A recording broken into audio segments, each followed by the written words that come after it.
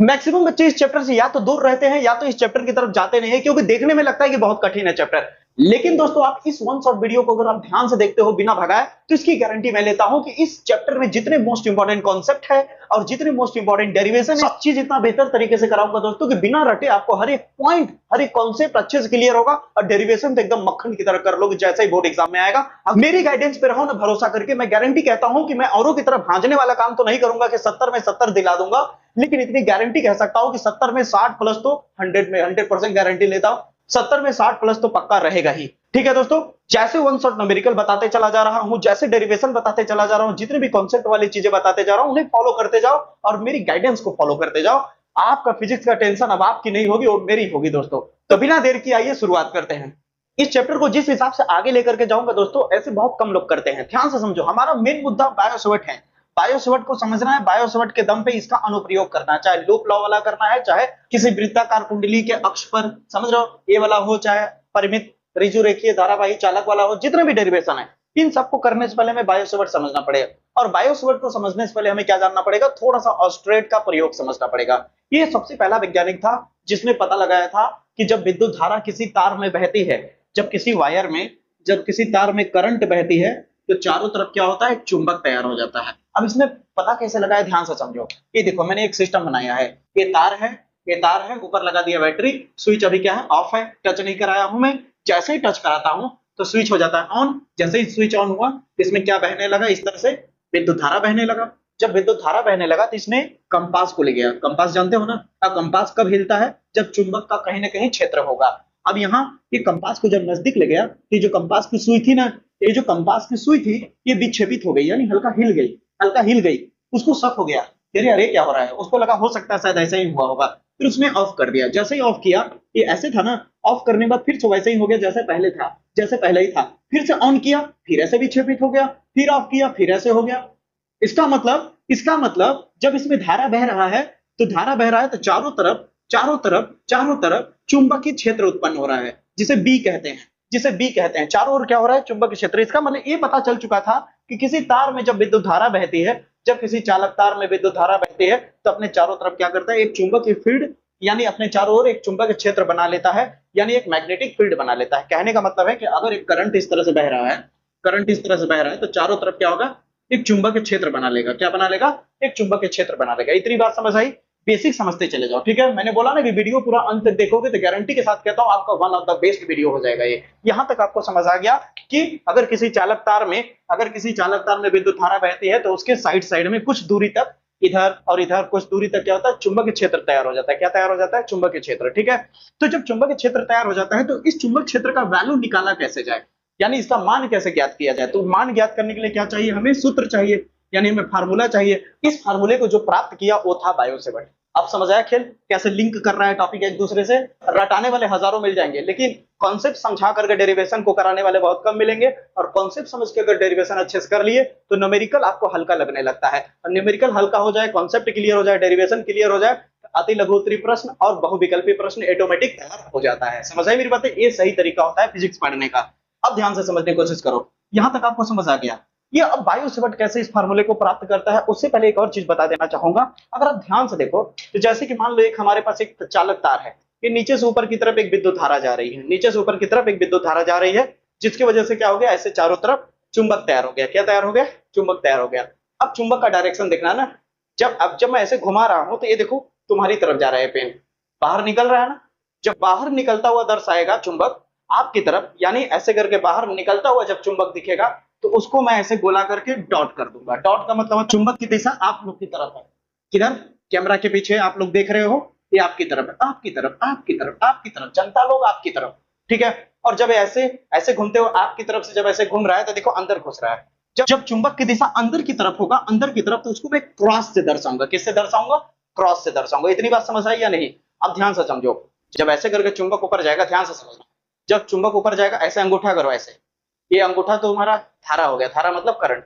अब अपने हथेली को ऐसे घुमा दो, ये देखो, अगर ऊपर जा रहा है, ऊपर जा रहा है, तो देखो हथेली ऐसे घूम रहा है ना, इधर की तरफ, देखो हथेली अंदर की तरफ जा रहा है, देखो ऐसे करके, देखो हथेली अंदर की तरफ जा रहा है ना, फिर ऐसे घूम रहा है। अगर ये धारा नीचे बहता, धारा अगर नीचे बहता, तो ऐसे उल्टा कर दो, अब घुमाओ, ऐसे घूमने लगेगा चुंबक। चुंबक का डायरेक्शन इधर से होगा, इधर से निकलता हुआ नजर आएगा, इधर घुसते हुआ नजर आएगा। लेकिन धारा ऊपर कर दिया जाए, करंट का डायरेक्शन ऊपर कर दिया जाए, करंट का डायरेक्शन ऊपर कर दिया जाए, तो अब ऐसे मुड़ रहा है पंजा, अब ऐसे मुड़ रहा है, तो अब देखो ऐसे मुड़ रहा है तो अंदर किधर की तरफ आ रहा है, इधर की तरफ, इधर की तरफ, यानी इधर घुसते हुए नजर आएगा और इधर से निकलते हुए नजर आएगा। एक कंसेप्ट क्लियर हुआ। अब यहां तक समझ आ गया कि जब भी मैं ऐसे क्रॉस करूंगा, तो जब भी मैं चुंबक को ऐसे क्रॉस करके लिखूंगा, तो क्रॉस का मतलब कि चुंबक का डायरेक्शन अंदर की तरफ है, और जब भी मैं चुंबक को ऐसे डॉट करके लिखूंगा, समझना चुंबक का डायरेक्शन बाहर है। इतनी बात समझ आ गई, इतनी बात समझ आ गई, तो अब चलते हैं बायो-सैवर्ट के नियम की तरफ, कैसे ये फार्मूले को प्राप्त करता है। ठीक है, अब दोस्तों बायो-सैवर्ट के नियम से हम लोग फार्मूले को प्राप्त करेंगे। इधर जो बकवासबाजी लिखा हुआ है उसको थोड़ी देर में आप समझिए, ठीक है। पहले कॉन्सेप्ट क्लियर करेंगे तो ऑटोमेटिक क्या है सब समझ आ जाएगा। ठीक है, सबसे पहले समझिए कि हमने एक तार लिया है, यहाँ डैश डैश का मतलब है कि तार बहुत लंबा भी हो सकता है, कोई जरूरी नहीं कितना ही बड़ा हो। ठीक है, अब हम इस तार में क्या कर रहे हैं, धारा आई भेज रहे हैं। अब बताइए धारा किधर जा रहा है, ऊपर की तरफ, तो अंगूठा किधर होगा, नीचे की तरफ या ऊपर की तरफ? नीचे की तरफ। दाहिना हाथ जो है उसका अंगूठा नीचे होगा या ऊपर? ऊपर होगा। अगर ऊपर होगा तो मेरी हथेली किधर मुड़ेगी, इधर मुड़ेगी ना, इधर मुड़ेगी। तो देखिए इधर क्या आ रहा है, आग की तरफ क्या जा रहा है, आग की तरफ मुड़ रहा है, यानी इधर निकलते हुए नजर आ रहा है और इधर घूमते हुए नजर आ रहा है, हाँ या ना? यानी इधर अंदर जाते हुए नजर आएगा और इधर से निकलते हुए नजर आएगा, चुंबक की दिशा। अब मान लीजिए कि तार की लंबाई पूरा यल है, ठीक ना, तो मैं पूरा नहीं लेना चाहता हूं, मैं छोटे से जगह को लेना चाहता हूं। इस छोटे से जगह को आपकी जानकारी के लिए बता दो, अगर पूरी लंबाई यल है मान लीजिए, ठीक ना, तार की पूरी लंबाई यल है और इसमें से मैं छोटा सा लेना चाहता हूं, तो सूक्ष्म के लिए लगाया जाता है डीएल। डी किसको रिप्रेजेंट करता है, सूक्ष्म को। डी किसको रिप्रेजेंट करता है, सूक्ष्म को। याद रखिए, जैसे मान लीजिए मेरे पास एक क्षेत्रफल ए है, ठीक है, ये पूरा क्षेत्रफल ए है, लेकिन किसी ने कहा मुझे पूरा नहीं चाहिए, केवल इतना चाहिए, इसे क्या लिखूंगा, डीए लिख। ठीक है, बड़े में से छोटा सा उठाया जाता है एकदम आंशिक रूप से, तो वहां डी लग जाता है। क्या लग जाता है, डी। तो यहां से यहाँ की लंबाई को हम डीएल कहेंगे। क्या कहेंगे, डीएल कहेंगे। ठीक है, अब हम जानना चाहते हैं कि इतने की वजह से चुंबक कितना तैयार हुआ होगा। ठीक ना, इतने की वजह से जो चुंबक तैयार हुआ होगा इतना पता चल जाएगा, तो बाकी हम जितना निकालना चाहे लिमिट लगा के निकाल सकते हैं। तो कहने का मतलब यही था कि इतने की वजह से पहले हम पता लगाएंगे, हम कुछ दूरी पे जानबूझ के जा रहे हैं, हम कुछ दूरी पे जाके चेक करना चाहते हैं। यहाँ क्रॉस क्यों लगा रहे हैं समझ आए, क्योंकि चुंबक का दिशा अंदर की तरफ है। इधर अगर मैं खींचता, इधर भी आप खींच सकते हो, कोई दिक्कत नहीं है, इधर भी खींच सकते हो, इधर बाहर की तरफ दिखाओगे ऐसे, ठीक ना, लेकिन हम एक तरफ कर रहे हैं, केवल एक तरफ से काम हो जाता है। ठीक है, यहाँ पे हम क्या चेक करना चाहते हैं, चुंबक चेक करना चाहते हैं। कहाँ पे, बिंदु पी पर। ठीक है, कितनी दूरी पे, यहाँ से मान लीजिए आर दूरी पे हम चेक करना चाहते हैं। ठीक है, अब इसको मैं थोड़ा सा झुका के किया हूं, इसलिए यहाँ पे कोण कितना बन रहा है, कोण बन रहा है थीटा। अब यहाँ तक आप समझिएगा थोड़ा। अब आपसे एक सवाल करता हूं, उसका जवाब आप दीजिएगा। ठीक है, ध्यान से सुनेंगे तो आपको समझ में आ जाएगा। अब यहाँ दोस्तों दिमाग लगाना है केवल कि क्या कहते हैं, अगर मैं यहाँ से विद्युत धारा भेजता हूँ तो चुंबक तैयार होता है। ठीक है, तो विद्युत धारा का मान अगर और बढ़ा दो तो चुंबक घटेगा या बढ़ेगा? जाहिर सी बात है, विद्युत धारा की वजह से अगर चुंबक उत्पन्न हुआ है तो विद्युत धारा का मान बढ़ाओगे तो चुंबक का मान भी बढ़ जाएगा। यानी विद्युत धारा और बढ़ाओगे, विद्युत धारा का मान और बढ़ाओगे तो चुंबक और बढ़ेगा, विद्युत धारा और बढ़ाओगे तो चुंबक और बढ़ेगा, विद्युत धारा और बढ़ाओगे तो चुंबक का मान और ज्यादा बढ़ेगा। समझ आई मेरी बातें? यानी धारा का मान बढ़ाने पर चुंबक के क्षेत्र का भी मान बढ़ता चला जाता है। जो चुंबक है दोस्तों उसकी भी क्षमता यानी पावर उसकी बढ़ती चली जाती है। ठीक है, ये बात तो आपको समझ आ गई होगी कि धारा का मान बढ़ाएंगे तो चुंबक भी बढ़ेगा, और एक के बढ़ाने से और जब दूसरा बढ़ता है तो यहाँ पे लग जाता है आपका डायरेक्टली प्रोपोर्शनल, जिसे हम बोलते हैं दोस्तों अनुक्रमानुपाती। अनुक्रमानुपाती कब शब्द यूज किया जाता है, ये आप बहुत लोग नहीं जानते होंगे, जान लीजिए। अनुक्रमानुपाती शब्द कब यूज किया जाता है, जब एक के बढ़ने की वजह से दूसरा भी बढ़ने लगे। ठीक है, तो ध्यान से समझिए। अब आपको समझ आने लगेगा कि ये चीज में क्या लिखा है। यहाँ क्या लिखा है, चुंबकीय क्षेत्र का मान जो होता है वो प्रवाहित धारा के अनुक्रमानुपाती होता है। यानी आप ये जो चुंबक है, अब बताइए आप छोटा सा तार यूज किए हो तो चुंबक क्या यहाँ बी उत्पन्न होगा या डी भी उत्पन्न होगा? जाहिर है छोटे से तार की वजह से, डी लंबाई की वजह से जो चुंबक उत्पन्न होगा वो भी तो सूक्ष्म होगा ना भाई। सूक्ष्म अगर आपने दूरी लिया है लंबाई तो चुंबक भी सूक्ष्म तैयार होगा। ठीक है, तो यहाँ पे जो चुंबक है, यहाँ पे जो चुंबक है वो डायरेक्टली प्रोपोर्शनल होगा, यानी अनुक्रमानुपाती होगा किसके, प्रवाहित धारा के। ये बात समझ में आनी चाहिए। ये लाइन क्लियर हुआ? बिल्कुल क्लियर हुआ होगा।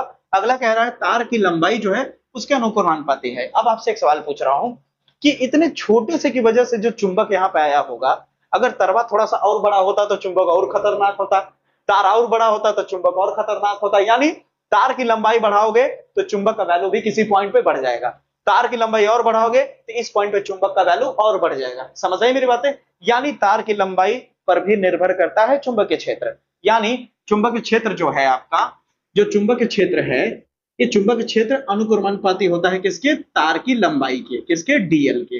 ठीक ना, डीएल क्यों लिखा है? डी का मतलब होता है सूक्ष्म, जैसे जैसे बढ़ाते जाओगे वैसे वैसे ये भी बढ़ता जाएगा, इसको और बढ़ाओगे ये और बढ़ेगा। समझ आई मेरी बातें? दो लाइन क्लियर हुआ? मजा आने लगा? बोले ना कि आपको कहीं रटा हुआ नहीं लगेगा, फील होगा अच्छे से। अब यहां तक अगर अच्छे से आ गया, समझ में आ गया, तो आपकी जानकारी के लिए बता दूं, यहाँ पे जो थीटा दिख रहा है ये वाला, ये दिख रहा है, अगर आपको याद हो 0 से लेकर 90 तक में साइन थीटा, अगर आपको याद हो क्या साइन थीटा, तो 0 से 90 तक के बीच में अगर देखोगे तो साइन 0 का वैल्यू 0 मिलता है, और धीरे धीरे आगे बढ़ते बढ़ते 1 हो जाता है, होता है कि नहीं? यानी 0 से लेकर 90 तक जाओगे तो वैल्यू बढ़ता है, 0 से लेकर 90 तक जाओगे तो वैल्यू बढ़ता है। इसका मतलब ये हो गया कि ये जो कोण जो है ये थीटा, ये थीटा का मान जैसे जैसे बढ़ाओगे, जैसे जैसे थीटा का मान बढ़ाओगे वैसे वैसे क्या होगा? चुंबक बढ़ेगा। यानी थीटा बढ़ाने पर, थीटा बढ़ाने पर चुंबक भी बढ़ रहा है, थीटा बढ़ाने पे क्या बढ़ रहा है? चुंबक भी बढ़ रहा है, थीटा बढ़ाने पर चुंबक भी बढ़ रहा है।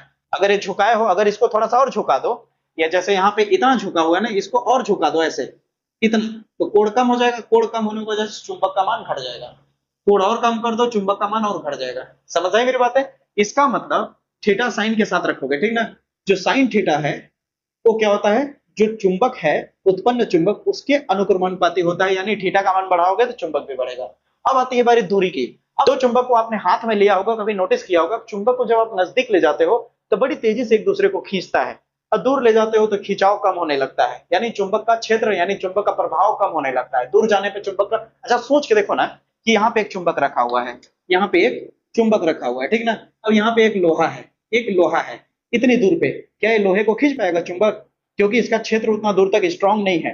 नजदीक ले आओगे यहाँ पे तो लोहे को थोड़ा सा ऐसा लगेगा कि कोई खींच रहा है, यहाँ ले आओगे तो लोहे को लगेगा और खतरनाक खींच रहा है, यहाँ पे ले आओगे तो पुच्छ से खींच लेगा, पुच्छ से खींच लेगा। समझ आई मेरी बातें? यहाँ पे ले आओगे तो पुच्छ पुच्छ पुच्छ खींच लेगा। समझ आई मेरी बातें? यानी यहाँ पे चुंबक बहुत स्ट्रांग है, यानी नजदीक जाने पर चुंबक का मान बढ़ रहा है, दूर जाने पर चुंबक का मान घट रहा है। यानी यानी यानी दूरी बढ़ाओगे तो चुंबक घट रहा है, दूरी और बढ़ाओगे चुंबक का मान और घटेगा, दूरी और बढ़ाओगे चुंबक का मान और घटेगा। फील हो रहा है? औरों के मुकाबले हो सकता है 1 मिनट एक्स्ट्रा लग जाए समझाने में, लेकिन इतना सटीक समझाऊंगा कि आप हमेशा के लिए याद रखोगे, ठीक है?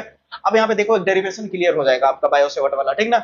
यानी यहाँ पे आपने क्या सीखा यानी आपने यहाँ पे क्या सीखा कि जो चुंबक है वो इनवर्सली प्रोपोर्शनल है, यानी जब एक के बढ़ाने की वजह से दूसरा घटने लगे, एक का वैल्यू अगर बढ़ाया जाए, एक का वैल्यू क्या किया जाए? बढ़ाया जाए, और दूसरा घटने लगे, तो ऐसे जगह पे डायरेक्टली प्रोपोर्शनल यानी अनुक्रमानुपाती नहीं होता है, क्या होता है?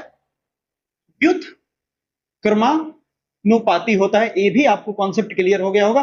और व्युत्क्रमानुपाती को सीधे सीधे नहीं लिखा जाता है, एक को सीधे लिखते हैं, एक को सीधे लिखते हैं और एक को बटे के नीचे लिख देते हैं। समझ आई मेरी बात है? यानी यहाँ पे आर जो होगा बटे के नीचे हो जाएगा और इसका वर्ग यूज किया जाता है ताकि वैल्यू हमेशा पॉजिटिव में रहे, ठीक है? यानी दूरी के वर्ग के व्युत्क्रमानुपाती होता है, यानी जो दूरी है उसके वर्ग के व्युत्क्रमानुपाती होता है कौन? चुंबकीय क्षेत्र। ये चारों पॉइंट आपको उम्मीद करता हूं क्लियर हो गया होगा। अब इन चारों पॉइंट को मर्ज कर दिया जाएगा।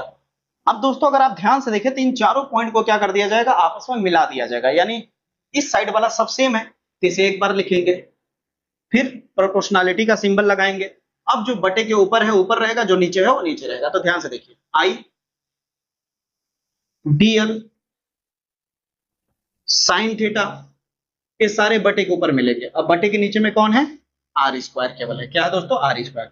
ये जो फार्मूला मैंने बनाया इसे ही कहा जाता है बायो सेवर्ट के नियम के आधार पर चुंबकीय क्षेत्र के फार्मूले का स्थापना करना, ठीक है? यहां तक आपको समझ आ गया। ये बात आपको पता होगा कि जब भी प्रोपोर्शनलिटी हटता है तो कोई ना कोई एक नया कांस्टेंट आता है, जैसे कूलॉम के नियम में आपने सीखा होगा, नहीं देखा है तो मेरा पहला वीडियो देख सकते हो, वहां भी सारे डेरिवेशन एक ही वीडियो के अंदर है सारे कॉन्सेप्ट के साथ। अब यहाँ पे इसे हटाओगे तो क्या आ जाएगा? Mu naught 4 pi IDL sine theta upon R square, ठीक है? अब यहाँ पे जानकारी के लिए बता दो, जो म्यू नोट है, म्यू नोट एक तरह का माध्यम का काम करता है। क्या करता है? माध्यम। यानी यहाँ पे जो चुंबक है, ये चुंबक जो उत्पन्न हुआ है और ये जो तार है, इसके बीच में माध्यम कैसा है? हवा है या पानी है या क्या है? ये जो बीच का माध्यम, अगर यहाँ नोट लगा है तो नोट का मतलब होता है माध्यम वायु वाला है। कैसा माध्यम है?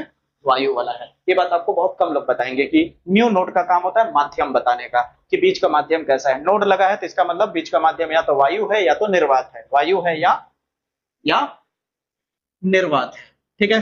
अगर आपका अदर मीडियम हो जाएगा तो यहाँ नोड नहीं लगेगा, ठीक है? जैसे आप साइलेंट नोड में आपको जैसे इसमें भी देखा होगा, यहाँ जीरो लगा है, नोट लगा है, इसका मतलब है माध्यम वायु वाला है। ठीक है, ये सब चीजें आपको जानना पड़ेगा। ठीक है, अब यहाँ पे ध्यान से देखिए, ये तो बात पता चल गया, इसको कहते हैं चुंबकशीलता। चुंबकशीलता कहते हैं। ठीक है, क्या कहा जाता है दोस्तों? चुंबकशीलता। इसका एक वैल्यू होता है म्यू नोट बाई 4 पाई का एक वैल्यू होता है, वो होता है 10⁻⁷ होता है। क्या होता है? 10⁻⁷। इस बताना दोस्तों, यहाँ तक एकदम अच्छे से एग्जैक्टली क्लियर हुआ कि नहीं हर एक पॉइंट, कि यहाँ पे कोण नीचे झुकाने पे क्यों कम हो रहा है? क्योंकि देख सकते हो कोण कम करोगे तो क्या होगा, इधर आओगे तो क्या होगा, जीरो की तरफ जाओगे, जीरो की तरफ क्या होगा, एक से कम जाओगे ना, इसलिए कोण झुकाने पे कम होगा, बड़ा करने पे क्या होगा, यानी जैसे 90 के नजदीक जाओगे चुंबक का वैल्यू बढ़ता जाएगा, दूरी बढ़ाओगे तो चुंबक घट जाएगा। महसूस कराया कि नहीं मैंने? महसूस कराया कि नहीं मैंने? अगर यहां तक आपको समझ आ गया होगा तो अब इसके दम पे हम लोग इसका अनुप्रयोग करेंगे। सबसे पहला इसका अनुप्रयोग में हम लोग लूप लॉ वाला करेंगे। ठीक है, उससे पहले इसका मात्रक और बीमा जान लेते हैं। अब रही बात दोस्तों चुंबकीय क्षेत्र के मात्रक और बीमा की, तो ध्यान से समझिए। इसका चुंबकीय क्षेत्र का जो मात्रक होता है दोस्तों, जो सबसे ज्यादा इस्तेमाल होता है वो टेस्ला है दोस्तों। ठीक है, या फिर इसको न्यूटन प्रति एम्पियर मीटर भी कह सकते हैं। और टेस्ला को अगर गॉस में बदला जाए तो एक टेस्ला बराबर होता है 10⁴ यानी 10,000 गॉस के बराबर होता है। ठीक है, यानी गॉस जो होता है दोस्तों एक तरह का मात्रक होता है, और वो सीजीएस पद्धति में होता है चुंबक क्षेत्र का। ठीक है, टिक आउट में पूछा जा सकता है कि जितने भी पार्ट्स बता रहा हूं ये बहुविकल्पी प्रश्न में जा सकते हैं। ठीक है, फिर यहाँ पे अगर एसआई मात्रक की बात करें तो टेस्ला या फिर ए लिख सकते हो। ठीक है, अब इसकी बीमा की बात करें, अगर इसकी जो बीमा होता है, इसका जो आयाम होता है, यहां से आप निकाल सकते हो इसकी बीमा, रटने की कोई जरूरत नहीं है। न्यूटन का बीमा क्या होता है? न्यूटन क्या है? बल का होता है। बल का बीमा क्या होता है? बल के लिए होता है M L T minus two. ये बात आपको पता होगा, 11th में भी पढ़ा होगा। मीटर के लिए क्या होता है? एल होता है, और एम्पियर का होता है ए ही होता है। एल से एल खत्म हो जाएगा, तो बचा क्या? एम बचा, और ए ऊपर जाएगा तो क्या हो जाएगा? a-1 हो जाएगा, और t-2 हो जाएगा। यही इसकी बीमा होगी। समझ आई मेरी बात है दोस्तों? दोस्तों आपको बायो-सैवर्ट के नियम के आधार पर फार्मूले कैसे प्राप्त किए गए ये आपको पता चल गया। ठीक है, इसके बारे में मैंने बता दिया, मात्रक क्या होता है वो बता दिया दोस्तों। अब इसका अनुप्रयोग करते हैं लूप लॉ वाला। अब दोस्तों डेरिवेशन का मजा देखिए, जितना आपने जानना था जान लिया, अब उसके दम पे देखना कितने आसान तरीके से डेरिवेशन होता चला जाएगा, आपको मजा आ जाएगा दोस्तों। ये डेरिवेशन 2026 के बोर्ड एग्जाम में ना दोस्तों 90% के आसपास चांसेस है कि ये डेरिवेशन आ सकता है। इसलिए इतना इंपॉर्टेंट डेरिवेशन है कि इसे कतई छोड़ना नहीं है। कह रहा है वृत्ताकार धारावाही लूप या फिर कुंडली के केंद्र पर उत्पन्न चुंबकीय क्षेत्र का व्यंजक प्राप्त कीजिए। कह रहा है एक वृत्ताकार होगा, क्या होगा? एक वृत्ताकार क्या? कुंडली, कुंडली या लूप, लूप भी बोल सकते हो। ठीक है, एक वृत्ताकार लूप है, यानी एक तार है। अब इसमें क्या किया जा रहा है? धारा प्रवाहित की जाएगी। क्या की जाएगी? ये देखिए यहाँ पे जो गैपिंग दिया, और समझ लीजिए गैपिंग नहीं है, मान के चलिए पूरा भरा हुआ है। ठीक ना, यहाँ से अब हम क्या कर रहे हैं? इस तरह से धारा प्रवाहित करेंगे। देखिए करंट आई जा रहा है इस तरह से, या इधर से भी भेज सकते हैं, कोई दिक्कत की बात नहीं है।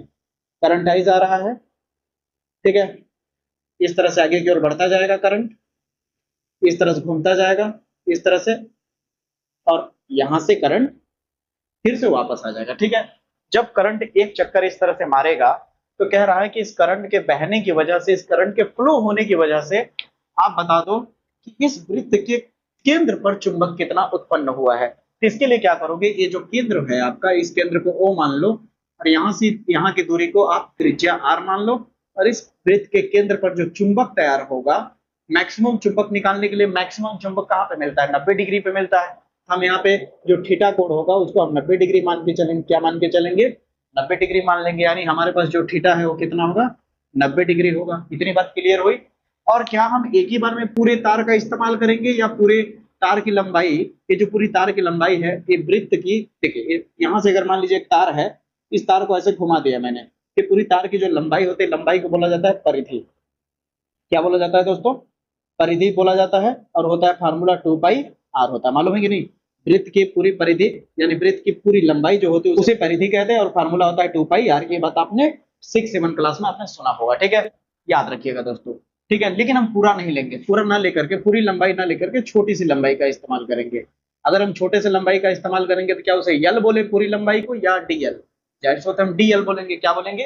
डीएल बोलेंगे। जब इतना हो जाए, इतना जब आपका डायग्राम बन जाए, तो उसके बाद क्या करना है? उसके बाद आपको ज्यादा कुछ नहीं करना है दोस्तों, बस एक छोटा सा काम करना है। एक छोटा सा काम क्या करना है, और एक जानकारी के लिए बता दूं आपको, ये जो दिख रहा है आप, ये जो चुंबक, ये चुंबक क्या है? किसी की तरफ नहीं है। जैसे मान लीजिए ये देखिए मैं अपने हाथ पे बना रहा हूँ, ये मान लीजिए वृत्त है, ठीक ना, तो ऐसे अगर मैं इसे रखता हूं तो चुंबक ऊपर की तरफ। समझ आई मेरी बात है? याद रखिएगा। इसको दर्शाने के लिए मैं एक काम कर देता हूं, यहां से एक लाइन ऐसे खींच देता हूं ताकि आपको पता चले कि ये ऊपर की तरफ है, ठीक है। अब आप ध्यान से देखिएगा, जब आप इस डेरिवेशन को करोगे तो एक छोटा सा शब्द लिखोगे और वो शब्द होगा बायो सेवर्ट के नियम द्वारा। अब बायो सेवर्ट का नियम क्या होता है, डीबी बराबर mu naught 4 pi IDL sine theta upon R square. अब जैसे कह रहा हूं सुनते जाना। अब आपको पता है, बिकॉज आप जानते हो कि थीटा कितना लिए हो यहाँ पे 90 डिग्री, कितना लिए हो 90 डिग्री। तो डी बी बराबर क्या हो जाएगा, म्यू नोट, देखो देखते देखते डेरिवेशन कंप्लीट हो जाएगा, I D L R square, यहाँ क्या हो जाएगा साइन 90 डिग्री। अब साइन 90 का वैल्यू आपको पता है ये 1 होता है, क्या होता है दोस्तों 1 होता है। ये देखो यहाँ हो जाएगा 1 और ये हो गया आर स्क्वायर। अब 1 लिखो या ना लिखो मल्टीप्लाई में कोई दिक्कत की बात है नहीं, ठीक है। अब यहां तक हो गया। तो अभी आपका जो आया है चुंबक क्षेत्र, ये केंद्र का आया है, ये केंद्र का आया है, लेकिन एक छोटे से तार का आया है। लेकिन हमें इस पूरे तार की वजह से इस केंद्र पे चुंबक क्षेत्र कितना आएगा ये पता लगाना है। जानकारी के लिए आपको बता दो कि जब बड़े में से किसी छोटे को लेते हैं हम लोग तो डी लगाते हैं, क्या लगाते हैं, डी लगाते हैं। और इसी छोटे को बड़ा बनाने के लिए हम इंटीग्रेशन का सिंबल लगा देते हैं, किसका, समाकलन का साइन। यानी दोनों तरफ हम क्या कर देंगे, समाकलन कर देंगे, क्या कर देंगे, टोटल कर देंगे। तो जब हम दोनों तरफ समाकलन करेंगे इस तरह से, दोनों तरफ हम समाकलन लेंगे, जब देखते जाओ कितना इजी है। दोनों तरफ जब दोस्तों हम लोग इंटीग्रेशन करेंगे तो इसके बाद क्या होगा, ध्यान से देखना। इसके बाद ये तो पता ही होगा कि डी भी बाहर निकल के क्या बनेगा, बी। अब ध्यान से समझो कैसे पता चलेगा कि इसमें से कॉमन कौन होगा और अंदर कौन रहेगा। तो डी के बगल में कौन है, यल, यानी यल वाला हिस्सा केवल अंदर रह सकता है, बाकी सब कॉमन हो सकता है, ठीक है, क्योंकि ये यल के रिस्पेक्ट में हो रहा है ना समाकलन। तो यहाँ पे क्या हो जाएगा, mu naught by 4 pi common हो जाएगा, ऊपर में आई कॉमन हो जाएगा, नीचे से आर कॉमन हो जाएगा, अंदर केवल बचेगा डीएल। अब डीएल क्या है, एक छोटा सा जगह है। डीएल क्या है, एक छोटा सा जगह है। डीएल क्या है दोस्तों, एक छोटा सा जगह है। अब पूरा घुमा दे तो क्या हो जाएगा, परिधि हो जाएगा 2 पाई आर। तो इस पूरे को हटा देंगे, इस पूरे को हटा देंगे तो क्या हो जाएगा, mu naught 4 pi I are होगा, और इस पूरे को हटाओगे तो यल आएगा, और यल के जगह पे क्या लिख सकते हैं हम लोग, 2 पाई आर। तो क्यों ना हम यहाँ डायरेक्ट लिखते हैं 2 पाई आर। अब आप यहाँ आर स्क्वायर है, ध्यान रखिएगा, ठीक ना। अब यहाँ क्या हो जाएगा, B is equal to mu naught 4 pi, यहाँ एक बार आ रहा है, नीचे में 2 बार आ रहा है, कट जाएगा, एक बार बचेगा नीचे में तो क्या हो जाएगा, आई बटा आर बचेगा, इंटू में क्या हो जाएगा 2 पाई। अब ध्यान दीजिए, पाई से पाई भी कट रहा है, यानी यहाँ से पाई और पाई भी हट गया। यहाँ 2 है, यहाँ 4 है, तो काटोगे 2 एक कम 2, 2 एक कम 2, 2 दूनी 4, यानी यहाँ 1 बचेगा, नीचे में 2, तो 1 लिखने की जरूरत है नहीं मल्टीप्लाई में, नीचे में केवल 2 बचा। यानी कुल मिला के यही इसका डेरिवेशन होगा। अब बताइए ईमानदारी से, लूप लॉक क्या कठिन लगा, नहीं ना। मैंने बोला ना कि ज्यादा कुछ नहीं करना है, बस आप बायो सेवर्ट के नियम को अच्छे से क्लियर कर लेते हो तो उसके बाद बस इसी का इस्तेमाल करके थोड़ा थोड़ा चेंज करके डेरिवेशन बनाया गया है। यहां तक समझ आया। अब चलते हैं अगले डेरिवेशन पे। दोस्तों आगे के डेरिवेशन को करने से पहले एक संबंध है, इसको पहले कर लेते हैं, ठीक ना। दोस्तों पीवाईक्यू सॉल्व कर रहे होगे तो आपको पता होगा कि ये क्वेश्चन बहुत पॉपुलर है, बोर्ड एग्जाम में इस चैप्टर से क्वेश्चन कई बार पूछा गया है, ठीक है। जो पूछ देता है कि वायु में वैद्युतशीलता और चुंबकशीलता के मध्य संबंध स्थापित कीजिए, यानी इन दोनों के बीच में संबंध क्या है। तो आप ये बात अभी मैंने लिखा है, कितना बराबर क्या होता है, 10 घाते -7 मात्रा किसका होता है, न्यूटन पर एम्पियर स्क्वायर, ठीक है।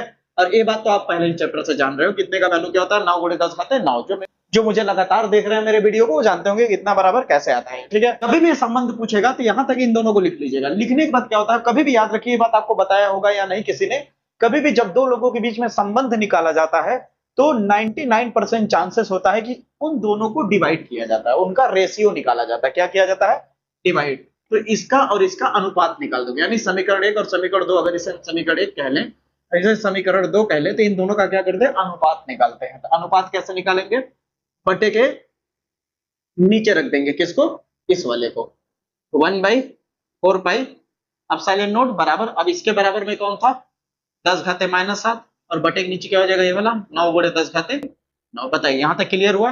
अब आप देखिए, बटे के नीचे 4 पाई, यहां भी बटे के नीचे 4 पाई, 4 पाई से 4 पाई कट जाएगा, बचा क्या ऊपर में, ऊपर में बचा म्यू नोट, और नीचे में बचा दोस्तों 1 बटा अब साइलेंट नोट, और यहाँ बचा आपके पास, आप देख सकते हो 10 घाते 7 ऊपर दिख रहा है माइनस में, नीचे में 9, और ये जो 10 घाते 9 दिख रहा है प्लस में, दोस्तों अगर मैं ऊपर शिफ्ट कर दूं तो ये 10 घाते -9 हो जाएगा।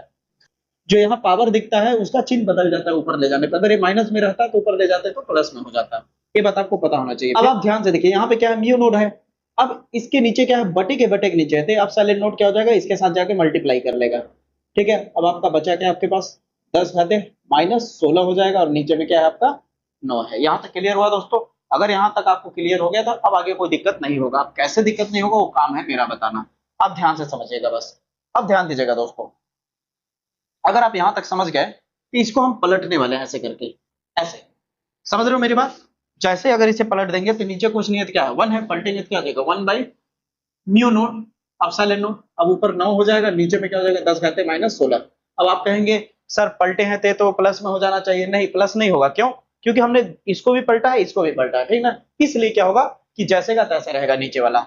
अब इसके बाद क्या होगा, इसको मैं ऊपर ले जाऊंगा। इसको क्या करूंगा, ऊपर ले जाऊंगा। दोस्तों ध्यान से समझिएगा, जैसे इसको ऊपर ले जाऊंगा तो क्या हो जाएगा, म्यू नोट एप्सिलॉन नोट 9, ये 10 घाते माइनस 16 ऊपर जाके क्या हो जाएगा, 10 घाते प्लस में 16 हो जाएगा। फिर एक और काम करेंगे हम लोग, लगभग हो चुका है, आप देख सकते हैं धीरे धीरे आंसर आ चुका है। अब यहाँ 9 को आप लिख सकते हो 3 का स्क्वायर, हाँ या ना, और 10 घाते 16 को लिख सकते हो 10 घाते 8 का स्क्वायर। क्लियर है कि नहीं? यहाँ तक बिल्कुल क्लियर है। 1 by mu naught epsilon note, इस पे भी पावर 2, इस पे भी पावर 2। क्यों ना 3 गुणे 10 घाते 8 लिख के टोटल के पावर 2 कर दे। और जैसे यहां से स्क्वायर हटाएंगे, जैसे ही यहां से स्क्वायर हटाएंगे, इधर क्या आ जाएगा, अंडर रूट आ जाएगा। 1 by mu naught epsilon note, और इधर क्या हो जाएगा, 3 गुणे 10 घाते 8 हो जाएगा। अब 1 पे रूट लगाओ या ना लगाओ कोई दिक्कत की बात है नहीं, तो रूट केवल नीचे दिखेगा। ठीक है, रूट नीचे दिखेगा। इसको तो आप पहचान ही रहोगे दोस्तों, ये क्या है आपका प्रकाश की चाल है। प्रकाश की चाल यानी निर्वात या वायु में प्रकाश की चाल इतनी होती है, और इसको किससे इंडिकेट किया जाता है, सी से इंडिकेट किया जाता है। तो आप इस पूरे को हटा करके यहाँ पे मैं कहाँ लिखता हूँ, यहाँ पे लिख देता हूँ। इस पूरे को आप हटा के क्या लिख सकते हो, 1 बाई रूट में म्यू नोड एप्सिलॉन नोड बराबर इस पूरे एक जगह पे क्या लिख दोगे, सी। और ये हो गया आपका प्रूफ। अब बताइए ईमानदारी से समझ आए कि नहीं? क्या कहीं भी दिक्कत हो रहा है? कहीं भी आपको ऐसा लग रहा है कहीं रटा रहा हूं या कुछ कर रहा हूं? हर एक पॉइंट स्टेप बाय स्टेप एकदम क्लियरली समझा रहा हूं। इसीलिए मैंने बोला कि अगर आप वीडियो को पूरा अंत तक देखोगे तभी आपको बहुत मजा आएगा दोस्तों। ठीक है, अब चलते हैं अगले डेरिवेशन पे। अब दोस्तों इस वाले डेरिवेशन की अगर बात करूं तो लूप वाले से थोड़ा सा अलग डेरिवेशन है, और बहुत ही वायरल, बहुत ही मोस्ट इंपोर्टेंट डेरिवेशन है, जो 2026 वाले बोर्ड एग्जाम में आने का चांसेस बहुत ज्यादा है दोस्तों। आप खुद देख लीजिएगा यहाँ पे क्या कह रहा है। आप डेरिवेशन पढ़ सकते, कह रहा है कि वृत्ताकार धारावाही कुंडली की अक्ष पर उत्पन्न चुंबकीय क्षेत्र की व्यंजक प्राप्त कीजिए। यानी इस बार अक्ष पे, इससे पहले हमने जो किया था डेरिवेशन, एक वृत्ताकार कुंडली लिया था और उसके केंद्र पर हमने चुंबकीय क्षेत्र का फार्मूला प्राप्त किया था। लेकिन इस बार कह रहा है कि नहीं, केंद्र पे नहीं, केंद्र से कुछ दूरी पे जाके, केंद्र से कुछ दूरी पे जाके, और केंद्र के सीध में ही जा रहा हो इसलिए उसके अक्ष पे हो। ठीक है, कुछ दूरी पे जा करके पी बिंदु पे आपको क्या करना है, इस पूरे वृत्ताकार कुंडली की वजह से इस बिंदु पी पर केंद्र के अक्ष के सामने, यानी केंद्र के सामने कुछ दूरी पे इस बिंदु पी पर इस पूरे तार की वजह से जो यहाँ पे चुंबक क्षेत्र आएगा वो बता दीजिए क्या होगा, यानी उसका व्यंजक प्राप्त कीजिए। ठीक है, बहुत ही इजी है दोस्तों। सबसे पहले क्या किया मैंने, एक वृत्ताकार कुंडली बना दिया। अब आप ध्यान से समझिए, जैसे ये देखिए आपको दिख रहा है ये वृत्ताकार कुंडली, और इसी के सामने जाके, इसी के सामने कुछ दूरी पे हमें इस कुंडली की वजह से उस पॉइंट पे टोटल चुंबकीय क्षेत्र कितना उत्पन्न हो रहा है ये बताना है हमें। ठीक है, बहुत प्यारा सा है। तो इसके पिछले वाले डेरिवेशन में मैंने बता ही दिया था कि क्या कहते हैं, लूप में क्या होगा कि हम एक ही बार में पूरी लंबाई यूज नहीं करेंगे, हम छोटा सा लंबाई यूज करेंगे, जिसे डीएल कहेंगे। यहां से यहां को मैंने त्रिज्या आर कह दिया, कैपिटल आर, और हम केंद्र ओ से इसी अक्ष पे कितनी दूरी पे गए हैं, इसी अक्ष पे कितनी दूरी पे गए हैं, एक्स दूरी पे गए हैं। कितनी दूरी पे गए हैं, एक्स दूरी पे। ठीक है, अब हमें निकालना कहां से कहां है, ये तो बता रहा है कि केंद्र से इतनी दूरी है, लेकिन मेन ये थोड़ी है, हमें यहां से नापना है। हमें यहां इसके वजह से ना इस पे जाएगा, इसके इस वायर की वजह से, जब इसमें धारा बहेगी, जब इसमें धारा बहेगी कि यहाँ, जब इसमें धारा बहेगी तो धारा बहने के बाद चुंबक क्षेत्र उत्पन्न होगा, तो यहाँ की वजह से ना यहाँ पे क्या कहते हैं, चुंबक क्षेत्र उत्पन्न होगा। तो ये दूरी मैटर नहीं करता, ये वाली दूरी मैटर करेगी। समझ आई मेरी बातें? यानी यहां से जो मैं लाइन खींचने वाला हूं ये डिपेंड करेगा। समझ आई मेरी बातें? अब इस लाइन की दूरी को, यहां से यहां की दूरी को मैं बोल देता हूं आर। ठीक है, एक ही बार में पूरा डायग्राम नहीं बनाऊंगा, नहीं तो आपको रटा हुआ टाइप का लगेगा। पहले हम करते चले जाएंगे और डायग्राम डेवलप करते चले जाएंगे। ठीक है, बस आप इसको ध्यान से फॉलो करो, इजिली समझ जाओगे। जब यहां तक तुम कर लेना तो उसके बाद मेरे दोस्तों, मेरे भाई, मेरे बहन, इसके बाद आप क्या करना कि आप लिखना बायो सेवर्ट नियमानुसार। ठीक है।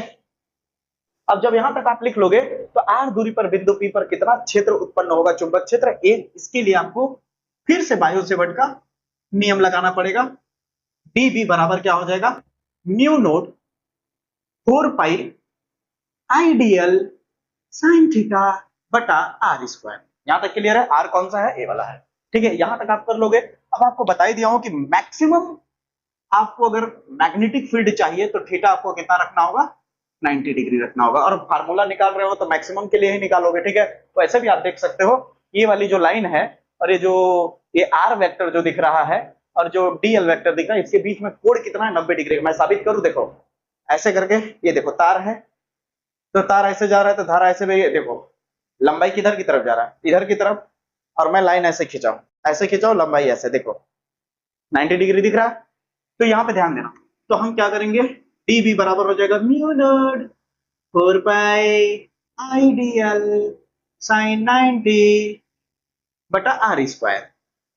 फिर इतना लिखने के बाद इतने पे आप रोक दोगे टॉपिक को, इतने पे आप क्या कर दोगे, रोक दोगे। साइन 90 का वैल्यू 1 होता है, लिखने की जरूरत नहीं है।